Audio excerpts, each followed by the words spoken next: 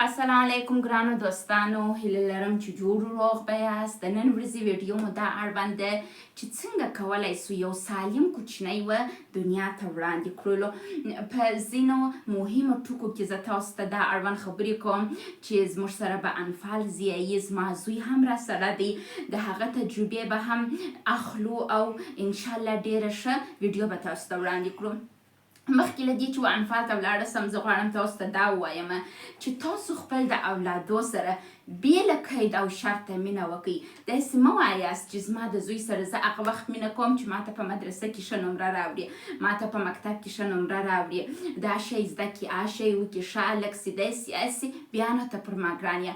خپل اولادو ته بې له قید و شرطه مینه ورکړئ، په غېږ کې یې ونیسئ، توجه ورته وکړئ، یو شي ته چې ضرورت لري ور رانیسئ، یو ارزو چې لري د هغه ارزو ته یې ورسوئ. خپل اولادو ته دا ثابت کړئ که ته چاغ یې که ډنګر یې، که ته باهوشه یې که بېهوشه یې، که ته ښه هلک یې که بد هلک یې، که هر شی یې ته پر ما باندې ګران یې. خو ګرانه زوی جانه یا هم ګرانې لور جانې، که چیرې ته غواړې په دنیا کې کامیابه واوسېږې، که چیرې ته غواړې په ژوند کې یو ښه شخصیت درسه جوړ سي او یا په ټولنه کې وکولی سې ښه پیشرفت وکړې، نو ته ښه کارونه وکړه چې دا یو ډېر ښه فارمول دی چې تاسو استفاده کولی سئ. زه غواړم د انفال اړوند تاسو ته یو څو خبرې وکړم. انفال ضیایي په دې خاطر چې زما ژوند یو څه بې ثباته و. نن به په یوه هیواد کې وم، سبا به په بل هیواد کې وم، نن به په یوه ښار کې وم د افغانستان، سبا به په بل ښار کې وم د افغانستان. دا د دې سبب سو چې انفال درسونه ګډوډ سي. کله چې موږ ایران ته راللو، 2 کاله کېږي چې موږ ایران ته راغلي یو، 2 کاله مو لا نه دي پوره سوي، 4 میاشتې بعد زموږ 2 کاله پوره کېږي چې موږ ایران ته راغلي یو. یو کال کېږي چې ما د انفال و زده کړو ته ډېره توجه کړې ده. مثلا انفال و شخصي مکتب ته ځي، ډېر ښه مکتب ته ځي، انفال د انګلیسي کورس ته ځي، انفال د قرآن شریف کورس ته ځي، انفال و سپورت ته ځي، فوټبال ته ځي، او همچنان انفال ته و کور ته شخصي استاد راځي تر څو د ده سره د ده په درسو کې کومک وکړي. په روزش کال انفال د دې توانایي نه درلودل چې د فارسي او یا هم پښتو او یا هم عربي الفبا ووایي، لیکن اوس انفال د دې توانایي لري چې جملې ووایي، خبرې چې کېږي د هغه خبرو په فهم او په درک پوه سي او ډېر تغیرات یې کړي دي. زه به نن د انفال څخه پوښتنه وکړم، تاسو هم کولی سئ غوږ ورته ونیسئ. انفاله ته خپله دا یو کلن تجربه ماته ووایه. په روزش کال ته دغه شپې د دې توانایي نه درلودل چې الفبې ووایه، خو سږ کال دا دی د 4م ټولګي څخه فارغه سولې او 5م ټولګي ته ولاړلې. ستا تجربه دا یو کال کې څنګه وه؟ تا چې په روزش کال هېڅ شی نه و زده او سږ کال ډېر شان زده چې په دا یو کال کې تا ته دا کار څنګه و؟ څنګه احساس چې درلودی چې شخصي معلم درته راتلی؟ څنګه دا یو کال دې موږ ته تشریح کړه. بیخی ډېر ښه و. ریاضیم در مخه مې اصلا مې نصفی حل کولی، اوس یې حل کولی سم. بیخی ډېر ښه تجربه وه ماته او بیخی ډېر ښه تجربه و. در مخه ما الفبې مې نصفی ویلی، مګر اوس یې ویلی سم. اوس یې ویلی سې. دغه استاد چې تا ته راځي او ستا سره کار کوي او بیا ته مکتب ته ځې، په مکتب کې شیان زده کوې نه، اوس ته دا دی 4م صنف چې خلاص کوي، 3 میاشتې بعد ته ځې و 5م صنف ته. یعنې ډېر یو غټ بدلون دې وکړي، غټ صنف ته ولاړلې، خپل د همزولو سره په کتار کې یو سولې. ستا په نظر چې تا ته ما شخصي معلم نه وای درنیولی، ته مې و مدرسې ته نه وای استولی چې قرآن شریف زده کړې، ته مې د انګلیسي کلاس ته نه وای استولی چې انګلیسي زده کړې، ته مې و شخصي مکتب ته نه وای اچولی. مثلا ته و دولتي مکتب ته تللی، توجه نه درته کېدلی او شخصي معلم هم نه درته راتللی. په دغه سطح لکه څه رقم چې دا یو کال تا ته توجه وسول، داسې توجه نه درته کېدلی او په مکتب کې معلم ته هره ورځ وهلی چې ولې کورنی کار نه راولې، په کور کې هم ماته په دې خاطر رټلی چې ولې دې ښه نمره نه ده راولې، ولې نه یې 2م نمره سوی، ولې اول نمره سوی نه یې. هغه وخت وخت به ستا حالت څنګه وای او اوس ستا حالت څه رقم دی ته څومره اوس د ازادۍ احساس کوې او که چیرې په هغه رقم یو حالت کې وای چې په زموږ په هیواد کې او یا هم دننه په ایران کې ډېر ماشومان په دغه برخلیک اخته دي چې دوی مکتب ته ولاړ سي په کور کې کومکي څوک نه لري تقویتي صنفو ته نه ځي لکه د انګلیسي کلاس لکه مدرسې ته چې قرآن زده کړي عربي سره مخامخ سي ماشومان دغه امکانات و د ماشومانو ته نه دي برابر ده هغوی د مور و پلار څخه راټول کیږي وایي ولې ښه نمره نه راوړې په مکتب کې معلمان هم بد رفتاري ورسره کوي چې ولې درس نه زده کوې او دلته ماشوم په ځان کې توانایي او هنرونه نه لري مثلا ستا معلم چې کور ته راځي تا ته رقم په رقم هنرونه در زده کوي نه تکتیکونه زده کوې که چیرې دغه څه تا نه درلودلی او داسې یو مکتب ته تللی اوس خو ستاسې په سیم کې ډېر کم تعداد هلکان دي نه په دولتي مکتب کې 80 نفره په یوه سیم کې اوسېږي 15 نفره تا شاید دولتي مکتب نه یې لیدلی خو دولتي مکتب زه تا ته داسې شی کوم چې 15 نفره په یوه کلاس کې اوسېږي یو معلم درس ورکوي رسیدګي هم نسي کولی چې د هر چا کتابچې وګوري ماشوم چې کور ته ځي مور غوسه پر کوي مکتب ته چې ځي معلم غوسه پر کوي که چېرته د هغو پر ځای وای تا به آیا کولی سولی چې په یو کال کې دومره پیشرفت وکړې ته خپل احساسات ماته ووایه چې ته اوس ځان څنګه احساسوې او ته خپل ځان د هغه ماشومانو پر ځای که چې څنګه احساس وکړې مثلا که د هغو پر ځای ومه بیخي ډېر بد احساس ماته راکوي چې دوی ګسرک ما توجه نه کوي مثلا اگر بعضې خلک مثلا په کور کې مثلا نیست کولی یو شخصي معلم وکړي مور چې کار راوکړي یا هم پلار مور پلار چې کومک ورسره وکړي او که د هغې مور پلار کار سره وکړي یا اگر کولی سي یو شخصي معلم ور ونیسي او د که په هغه ځای کې وای بیخي ډېر بد احساس کوچنیان کوي دې دپاره باید کوچنیانو ته بیخي ډېره رسیدګي وسي او د کوچنیانو دغه ته ډېر توجه وکړئ چې دغه کوچنی د څو کالو دی څومره شی باید زده کولی سي تاسو کولی سئ د هوش مصنوي څخه کومک واخلئ پیاژه او اریکسون دا هغه کسان دي چې ماشوم یې موږ ته تشریح کړی دی ویلي دي چې ماشوم په کوم مرحله کې کوم شیان زده کولی سي بعضې شیان کوچنی په 7 کلنۍ کې زده کوي بعضې شیان په 8 کلنۍ کې زده کولی سي بعضې په 9 کلنۍ کې بعضې په 10 کلنۍ کې که چیرې و دغه سن ته نه یې راغلی ماشوم د دې توانایي نه لري چې هر شی زده کړي نو مکتبونه باید دومره معیاري جوړي چې دغه کلونه او د دغه کلو استعدادونه پوه سي ګورئ انفال تاسو ته وویله وای که چیرې تاسو د دې وس نه لرئ چې شخصي استاز و خپل اولاد ته ونیسئ نو مور و پلار چې په درسو کې کومک ورسره کوي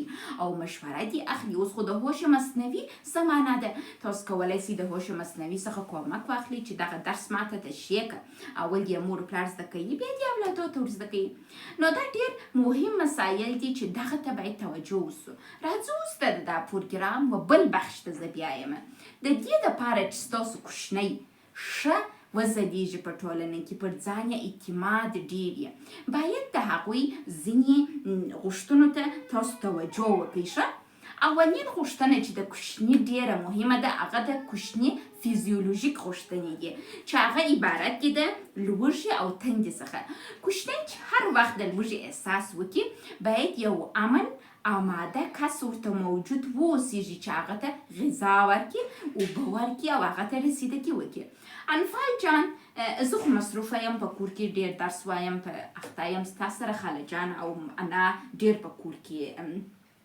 مخامخ دي ته چې وږی سي هغوی څخه غوښتنه کوي چې ماته غذا راکړي په هر وخت کې چې ته غوښتنه ځینې وکړې هغوی تا ته غذا درکوي او اوبه هم درکوي خو متاسفانه بعضې کورنۍ داسې چې د کوچني و دغه غوښتنې ته توجه نه کوي کله چې کوچنی وایي ماته ډوډۍ راکړه دوی وایي غرمه نه ده چې ډوډۍ وخورو ډېر بد رواجونه سته زموږ په هېواد کې په ایران کې داسې نه ده مثلا ایرانیان خپل اولاد ته غذا ورکوي توجه یو څه ورته کوي البته بعضې کسان ډېر توجه ورته کوي بعضې په میانه کوي بعضې یې نه کوي ایران هم جنت نه دی خو په افغانستان کې یو بد رواج په بعضې کورو کې شته وایي د سهار چای خورو د غرمې ډوډۍ خورو د ماښام ډوډۍ خورو بلانه په منځ کې ډوډۍ ته ضرورت نشته نه خیر د ماشوم د رشد په وخت کې چې هر وخت د لوږې احساس وکړي کې باید غذا ورکول سي، اوبه ورکول سي، چې انشاءالله انفال هدي ښه پهلوان سوی دی. هر وخت چې غذا غواړي موږ یې ورکوو. د دې په فکر کې مه اوسېږئ چې ولا دغه کوچنی به مثلا ډېر چاغ سي. شاید انفال غذا خوري ښه پهلوان سوی دی، لیکن د ده صحت ته هم موږ توجه کوو. د ده د بدن چکاپ ورکوو، د وینې چکاپ یې ورکوو، وینو یې چې بدن یې په څه حالت کې دی، آیا بې ځایه چاغ دی، آیا پر اندازه چاغ دی. دا شیانو ته باید توجه وسي چې دا د کوچني فیزیولوژیک غوښتنه دي. ګورئ موږ دلته 7 سټیپه لرو.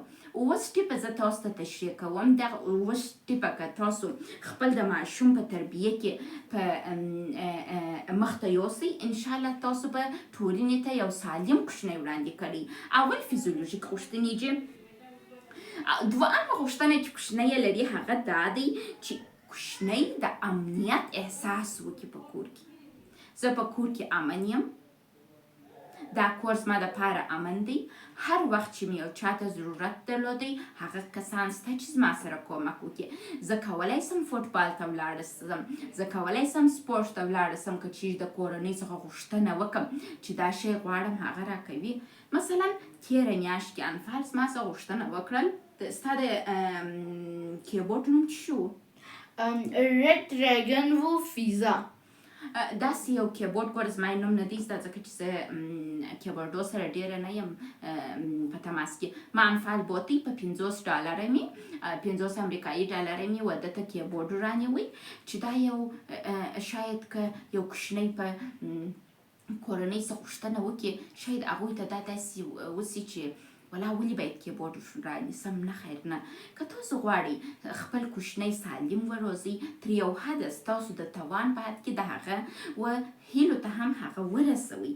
او درېیم څه چې کوچنی ضرورت لري هغه د تعلق او د مینې احساس دی، چې یعنې زما مور و پلار بې له قید و شرطه زما سره مینه لري. زه په خپل مور و پلار پرې مربوط یم، زما مور و پلار په ما پرې مربوط دي.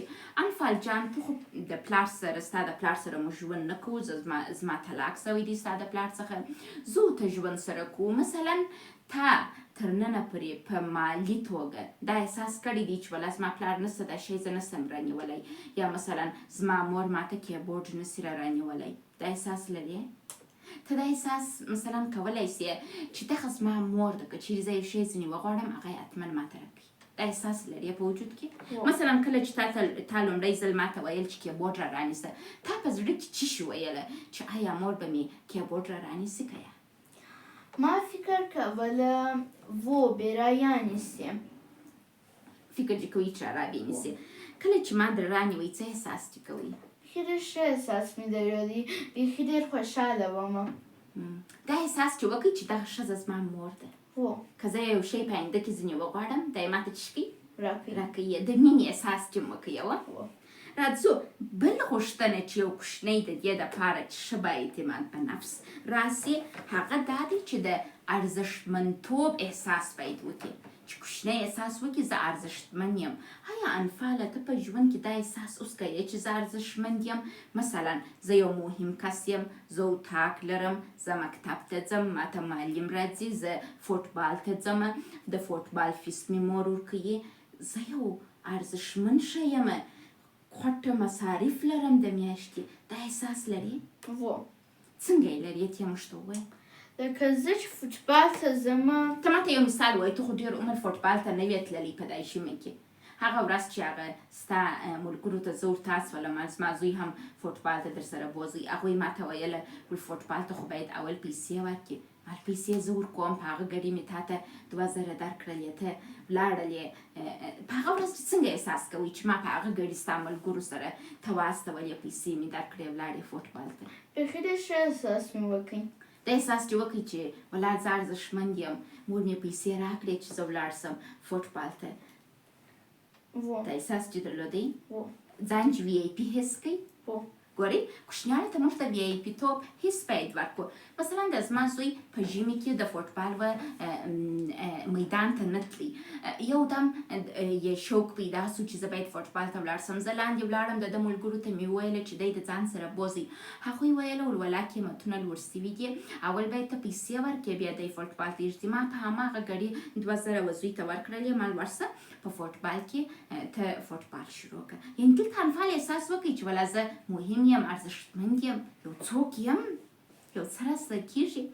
او د دې وروسته په بل قدم کې چې کوچنی ډېر ضرورت لري، هغه د کوچني شناختي غوښتنې دي چې یعنې زه شناخت لرم، زه یو څوک یم، زه رواني حالت لرم.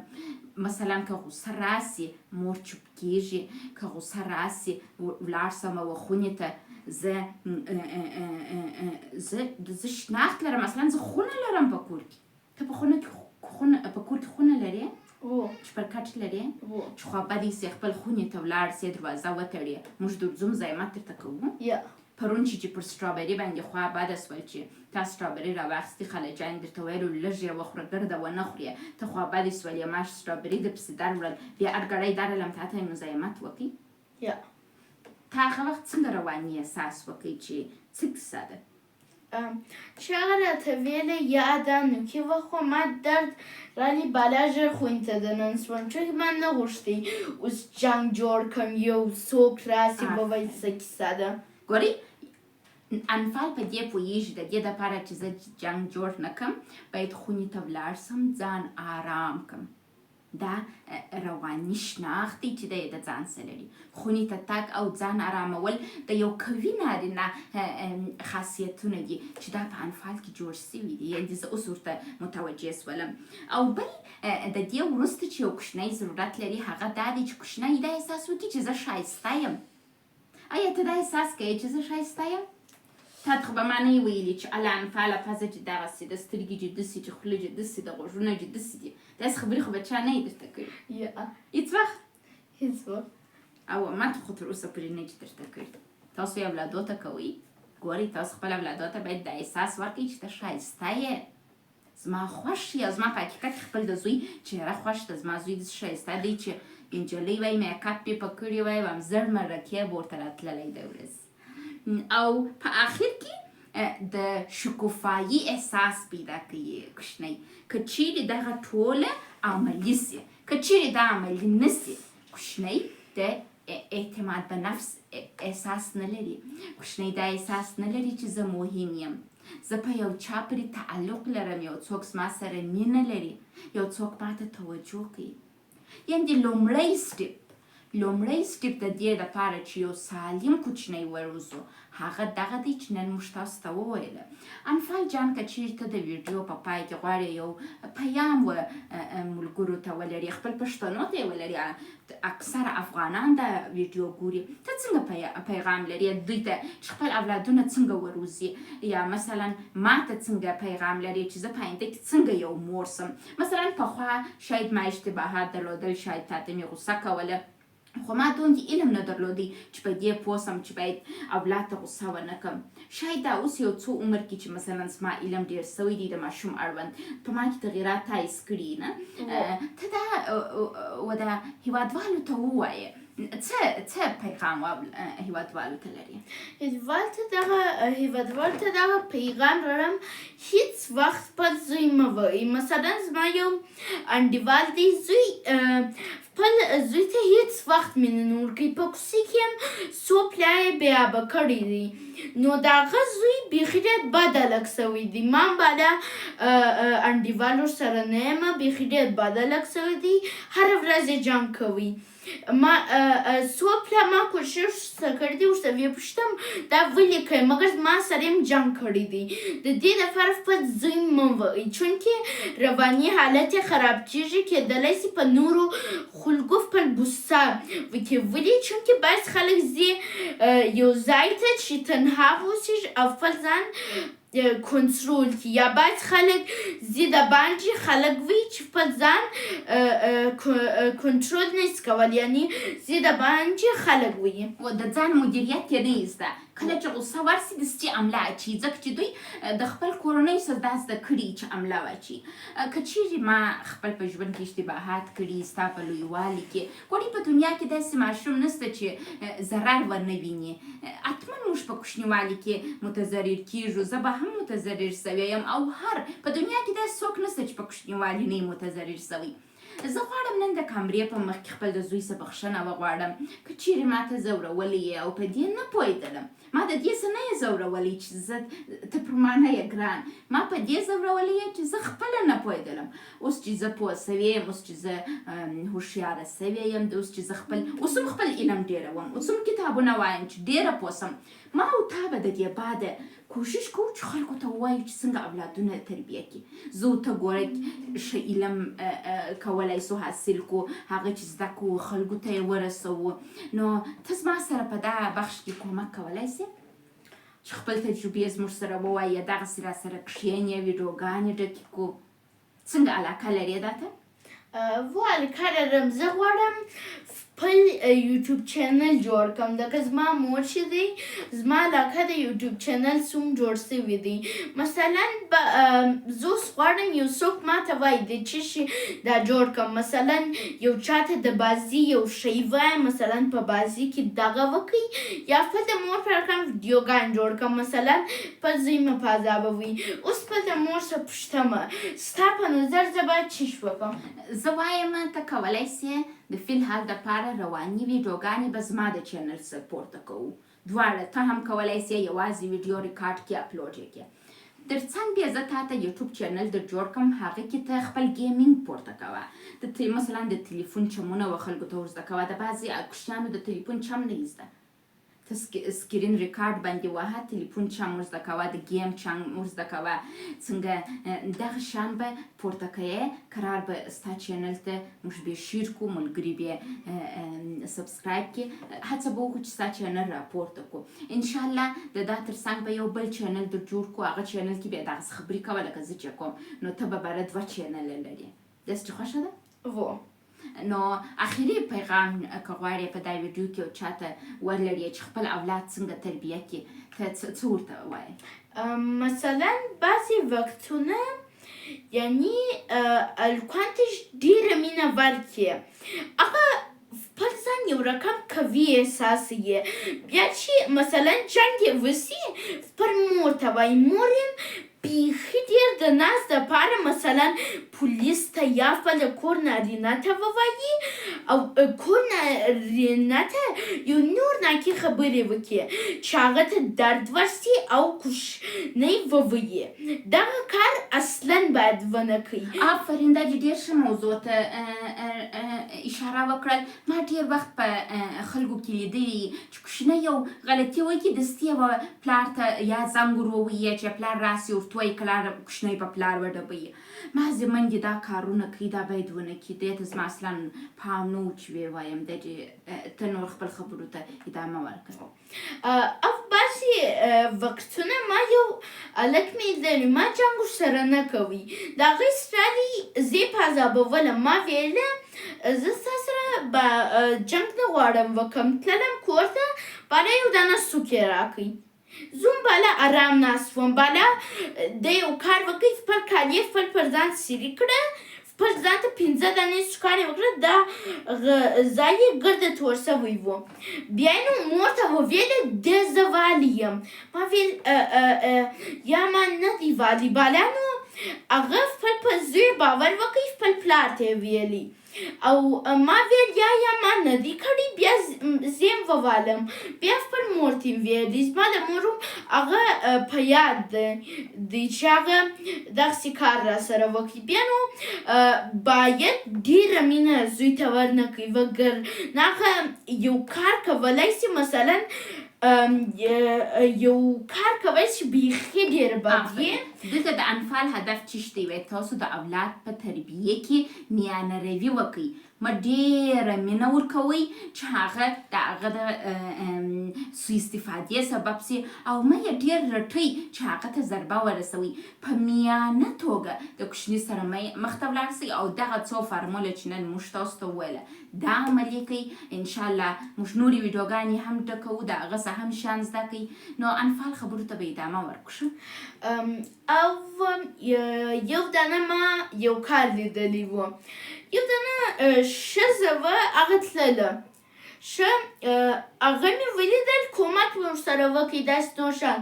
زه په کوڅې کې ولاړ وم، دغسې خپل یو انډیوال ته مې زنګ ور ویلی چې راسې مسجد ته دواړه ولاړ سو لمونځ وکړو. بیا چې مې زنګ والی د دې زنګ په مابینځ کې مې ولیدی داسې موټرسایکلونه دې خواته راله.